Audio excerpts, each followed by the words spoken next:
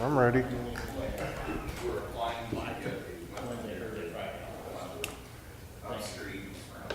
It's just now. So we can create a seven trap, you know.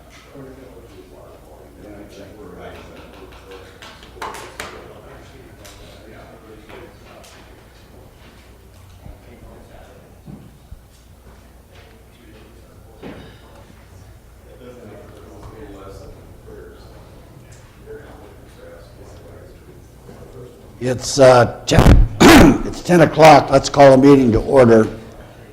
If you turn off your cell phones or turn them to vibrate. Next item of business are the minutes. Move it. Second. Discussion. All those in favor? Aye. Opposed? Motion carries. Next item is the claims. Move it. Second. All those in favor? Aye. Aye. Opposed? Motion carries. I'll pass around the memorandum.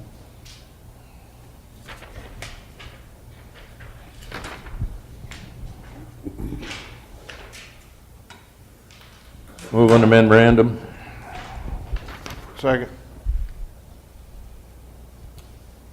Discussion.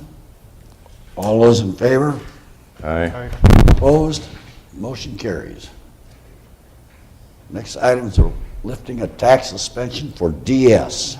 Authorize chairman to sign the authorization. Move it. I skipped human resources entirely. Second. The authorizations. You're good. Okay. All those in favor? Aye. Aye. Opposed? Motion carries. Now, the lifting of tax suspension for DS. Move it. Second. Discussion. Karen, does this go to the media? It shouldn't. Just the front page. All right. My concern is the social security number and stuff around it. They do not get that. It shouldn't. Okay. All those in favor? Aye. Aye. Opposed? Motion carries. A motion to set the hearing for parcel number 407731. Move to set it for the 4th day of March, 10:15. Second. Discussion? All those in favor? Aye. Opposed? Motion carries. Parcel number 476760. Set the hearing for March 4th at 10:17. Second. Discussion? All those in favor? Aye. Aye. Opposed? Motion carries. Discussion and action of transfer of funds to cover administrative costs relating to the flex benefit funds covering the last 5 years. Denny, do you have anything to say? All I have on that, this is something we haven't done for a year and a half, so we're catching up. In this case here, to administer the flex plan, we cannot use self-insurance health funds. It has to come from general basic. We did this a year and a half ago. Actually, on the bottom of the memo I sent you is a motion that would be used. And amounts, I think, on the sheet, probably $6,000 or $9,000 from general basic to, and that brings us to the flex plan. That brings us up to December 31st, 2013. What we'll do is I have it every 6 months. Okay. Move to approve the transfer of funds from the general basic fund to for the amount of $9,349.53 to cover the administration costs relating to the flex benefits funds covering fiscal year 2013 and 14. Second. Discussion. All those in favor? Aye. Opposed? Motion carries. Thank you. Mike? Good morning. Morning. Morning, sir. As you're aware, we took bids last Tuesday on the Woodbury County Social Services project. And our cost estimate was $268,766.40. And then we added a 10% contingency because of it's a remodel project. So that brought it up to $295 and some change. When we bid last week, The low bid was $228,000, which was a full $40,000 below my estimate without the contingency. And the second bid, of course, was $241,000, so that was only $13,000 more. The two middle bids were right at our estimate, and then we had a bid that was higher. I just wanted to clarify something. In the journal article the next day, there might have been some confusion about our unit prices. All the carpet and the vinyl base for the project is in the base bid, so there isn't any add for that. Those were just only if we wanted to add or subtract carpet from the project. So 228 is it? 228 is it, yep, and that includes everything. Obviously, there will probably be a change order. I know that we have the comments from the city plans examiner, and there are a couple of items on there that we have to have a small change order for, but nothing major on that right now. As with all, construction projects, you should set aside a contingency for some change orders, especially when you're dealing with a remodel. The other thing that we did, when we're putting a new HVAC system in here, we're gonna have to cut some holes in the building to get the ductwork through. We're gonna have to cut some holes for some exhaust vents. We're gonna close in one of the doors, so there's some new concrete block there and everything. I took an alternate to paint the entire outside of the building, and Global Engineering was also low bid on the alternate pricing at $3,102. And that is a heck of a price to get that entire exterior of that building painted. And so my recommendation is to accept the low bid of $228,000 with Global Engineering, and to accept the alternate G1 to paint the entire exterior of the building for $3,102. So it would be 228,000 plus 22,800 for 10%, plus 3,102. Well, the 10% I hope we don't have to use. No, but I mean, that's, Yeah, I would try to set that aside, and hopefully we won't have to use it. I believe our plans are fairly complete, but you never know when they start tearing stuff up, what they're gonna run into in an old building. So move it. Second. Now, that includes the paint and the contingency, is that right, Mark? Yeah, Your motion? yeah. Jim? James and Bruggen Taxpayers Research Council, 516 Nebraska Street. You bought this building originally for $209,000, and it's currently assessed at $178,000. So to spend $228,000 to fix this building is not a good use of those dollars. Those dollars would be better used for programming in the mental health system itself. And on top of that, you have empty space in the courthouse for social services to currently run. So to spend all these dollars on this building doesn't make any sense at all. Thank you. I don't really understand your comment. I'd like to see you go out and buy this building today for $200,000. We have a crowding factor in our social service department that we cannot alleviate in the courthouse. That building has been utilized by social services for 5 years. We had, I forget the name of the, Tri-state. We Tri-state. have Tri-State in there. We have Veterans Affairs in there.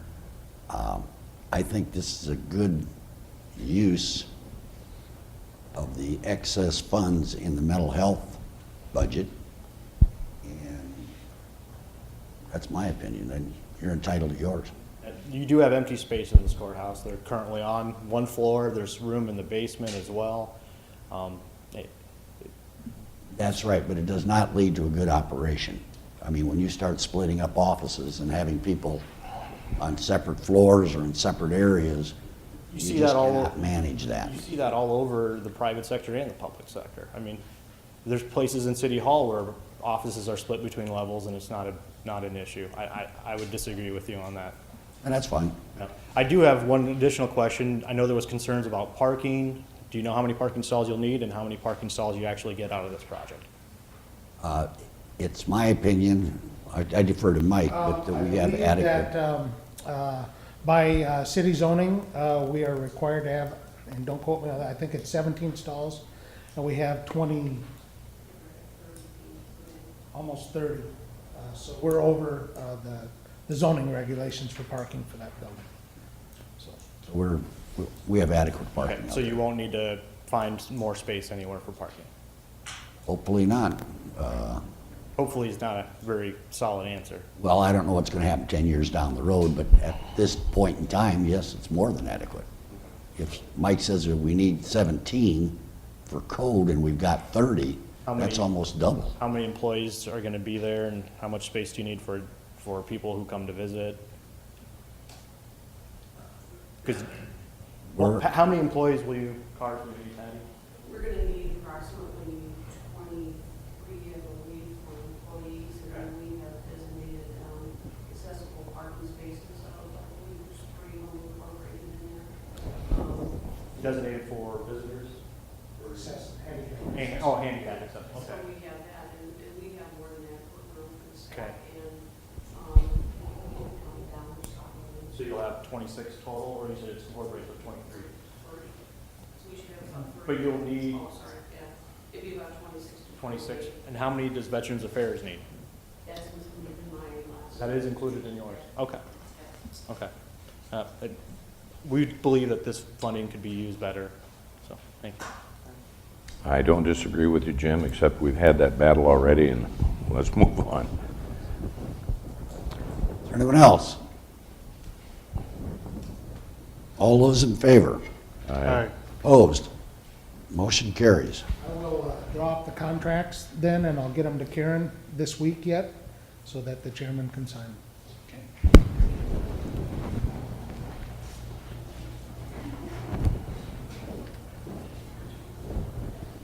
Mike? Good morning. This year, our tax sale is going to be held online, registration and the tax sale itself. You have a contract there from GTS Professional Services, GovTech Services we call them. They're the company that does our current website, our online tax payment and motor vehicle registration payment system. Ran the contract through Joshua. A couple of minor changes were made per his request. They agreed to the changes. Basically, what this does is it eliminates the cost of the convention center for the county. Last year they wanted $1,000. I talked them down to $800. I'm sure this year they're going to go for $1,000 again. So it eliminates that cost, eliminates 2 people from WIC to go up and set up the computers, so we got several hours time there. Plus it eliminates all the time involved in my office in the registration process, which is very time consuming. Beginning usually at the first part of June, end of May, we start registration of all the bidders. This will all be done online now. We pay the company, we don't pay the company, the bidders pay the company $30 per bidder, and then $10 goes to Solutions to do the programming and all the necessary transfer of information. So when you're all done, what's outstanding after all that? We hope nothing, but you know, we always have some left over. 1%?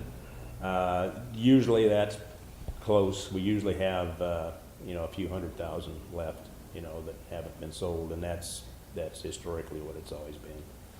So most of those are mobile homes and pieces of ground that nobody wants, so. Move it. Second. Further discussion? All those in favor? Aye. Opposed? Motion carries. I need George's signature, so I'll leave that with Karen, and she can get that next time he comes in the office. I got one more thing I just want to mention here, and that is, I'm gonna throw a few extra bucks in the kitty, however you want, but we got a payment of $1,359.67 from the ICT Group, which is our treasurer's website. That's interest on monies collected for tax payments and motor vehicle registration. So they disperse that interest occasionally. We appreciate that, Mike. Geez, Well, we can it's balance the not much. budget with that. Not much. No, I don't think so. but- Thanks. Thanks.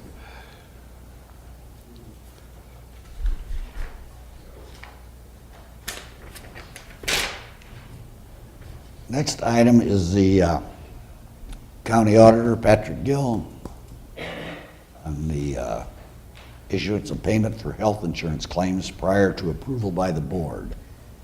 Do you have the resolution there? Have the resolution here. Okay. And that is just that, in order to do the electronic payment for the insurance claims, we just need your approval to do it in an expedited manner.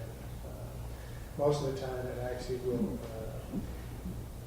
you'll be approving it before we'll send it out. It's electronic transfer of funds.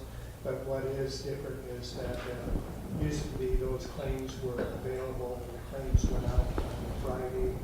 They don't come in until Monday night now, or Monday afternoon at 4. So then we present it to you at the board review. So that's essentially what the difference is. Do we need to read this, or can we assume that everybody's read it? I think everybody that is concerned about it. Move it. Second. Discussion. All those in favor? Aye. Opposed? Motion carries. Mr. Nara. Good morning. Morning, sir. Have 3 items today. The first is we have a 1971 Bantam T350 crane. It's been kind of held together with baling wire and chewing gum for the last 5 years that I've been here. Annually, with lattice type boom crane, we're required to do an annual inspection. This latest annual inspection has determined that there's some safety defects that no longer allow us to keep that crane operational. The cost of new parts, if they could find them, is estimated between $5,000 and $8,000, and about that same amount of labor put into it. And that only addresses the immediate problems. There's other things we can see that are on the horizon. At this point in time, frankly, it's just not worth putting the money in the machine anymore. But I would like authorization to dispose of it at sale. There's a number of equipment auctions rather than putting it on the Sioux City auction. There's Purple Wave, Big Iron, 2 or 3 others that offer a service where they're putting this out on a nationwide basis. Somebody out there is looking for another Bantam T350 for parts, just like we are. And maybe the parts on ours would work on theirs. But I think this would allow us to get as much money out of the machine as possible. We'd be better than scrap steel anyway. And, with the board's direction, I'd recommend that we look to dispose of the crane through one of those auction services. Move to approve the sale. Second. Have you got a new one budgeted in this year? I do not, and there's another issue that's on the horizon with any type of a crane, is that beginning January 1, 2015, we're required to have certified operators. Our one operator who we've sent over there has, he's passed the exam on every crane but a lattice boom crane. They're trying almost to turn these guys into engineers as opposed to guys who are talented running a crane. You know, we've tutored him. We've put the next test in front of him. We need to get a certified operator before we worry about getting another crane. The biggest thing we've been using it for is pulling snags off of bridge piers on our river bridges. We haven't driven any piling with it in quite a few years, again, because of the issues that we have with the boom. It's enough for picking up debris, but for the impacts and everything involved with pile driving, the guys were less than confident operating it. They had done some drag line work with it on occasion. Our telescoping crane truck is better equipped at that. I would rather put money, whatever money we might gain next year, to upgrading that truck, which is just about due for trade as well. When we do have crane work that needs to get done, Nelson and Rock, Quaker, there's any number of local companies, Dixon, that we can contact for that type of work. Ronnie Heck. Is he still in the business? I don't think, I think Ron's son's kind of taken it over. Whether he has an operational crane or not, I'm not sure, Mark. But there are others who would be available to do that when we can't get down the river with a backhoe to move those snags off the piers. We're going to see if he wants to take the certification test again. They guarantee they'll pass. Typically, he's been down there for a couple of days. It's just, the math isn't easy. It's at least equal to the statics I did at engineering technology level before I went on to college. So there were a couple of big, the great big city boom collapses, boom cranes that you see up on the tower cranes, those type things. OSHA, in their usual wisdom, went overboard with the amount of training that's now necessary to operate a machine. Our operator has passed the practical exams with flying colors, but he's just not one who sits in and takes tests well, frankly.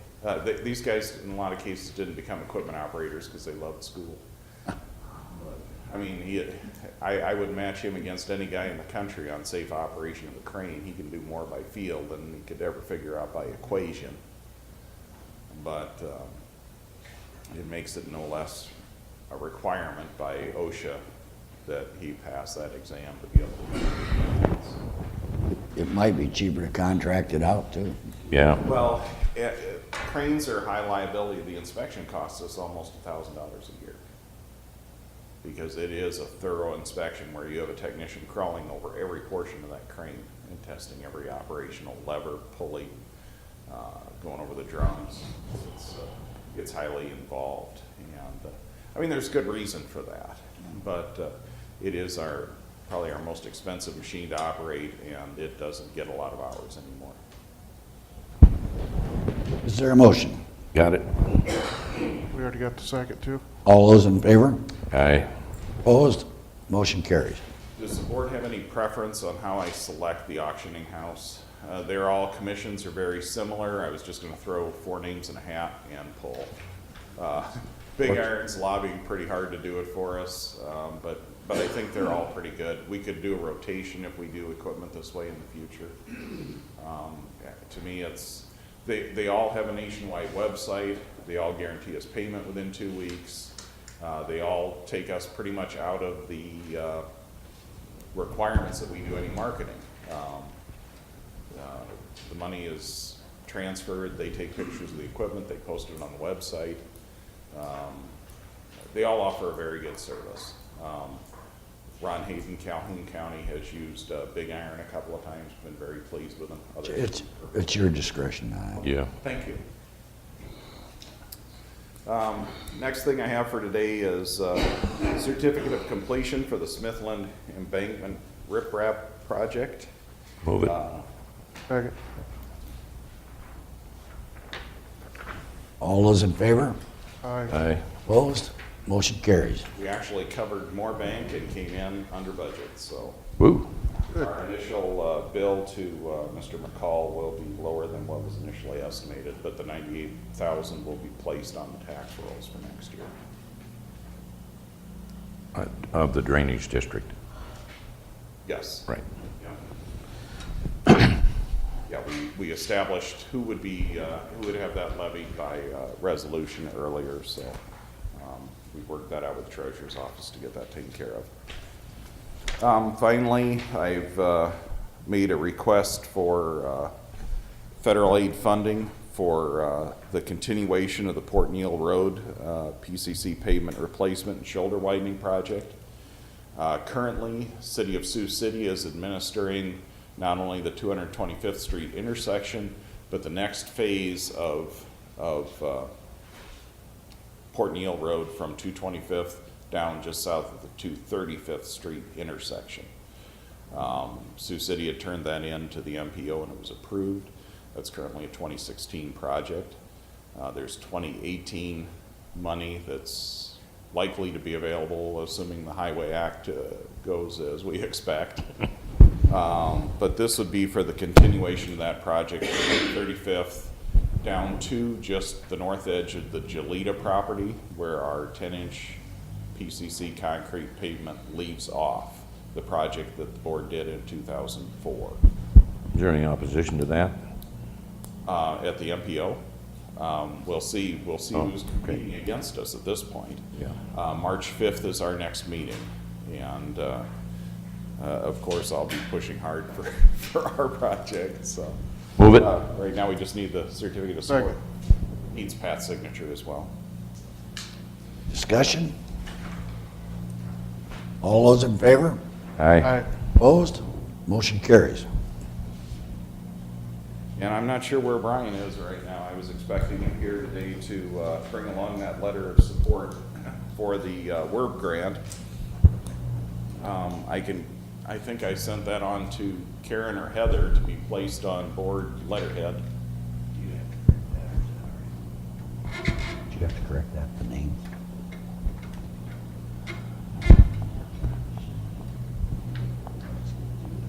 Did you get that? We'll get that back to you, Mark. Okay, that's fine. I was talking about the letter of support for the WERB grant. Get the- Okay, so we just need approval for the chair to sign it. This is for the $300,000 grant to do upland wetland improvements. The plan of the consultant is to take that 20-acre wetland property where the current intake for the Orton Slough sits. And what they'll be doing basically is creating a tile system underneath of that wetland after they deepen it, so that the water will be picked up in the tile and then carried to either an open ditch, an improved tile, or the current tile that already serves the Orton, should the project not proceed. This grant can proceed whether or not the Orton Slough project is approved. It would also provide for widening and making a grass waterway from the wetland back toward the railroad yard through the Randy Beck property. Assuming that the grant is approved, if we go with the open ditch, there's enough money there in this grant, they estimate, to provide for some rock ditch checks, which would also help pick up any sediment that would be picked up downstream of the portion coming under the interstate. So there's really multiple layers of effort with trying to capture sediment for the project, which has been one of the major concerns for the Browns Lake area residents as we contemplate improvements to the Orton. Move it. Second. Discussion? All those in favor? Aye. Opposed? Motion carries. The next thing I have that I'm assuming you're going to ask for hearing on presentations.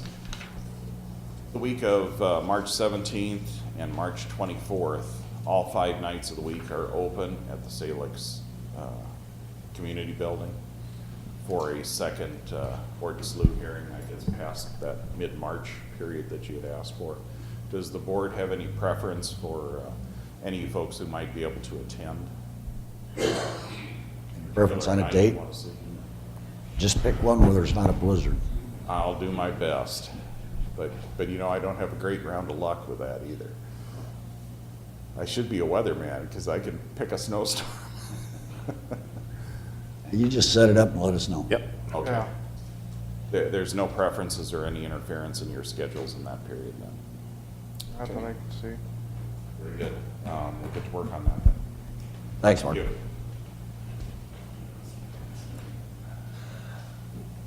Now we come to the hearing of any individual or group that wish to make a presentation of items not on the agenda. I just have we are trying to set up a township trustee training. We're interested in attending. I've got a couple of, several dates that I sent out to Western Tech to give us, tell us when it's available. Okay. We'll be doing that training. Iowa State Extension does a training that I asked. Any interested elected officials or department heads that have something to say? You're going to let us know when that is? Yes. Okay. Works. Supervisors? you know. Mark? I just have one more item of interest. The Union Pacific Railroad has moved in to start our first RISE project.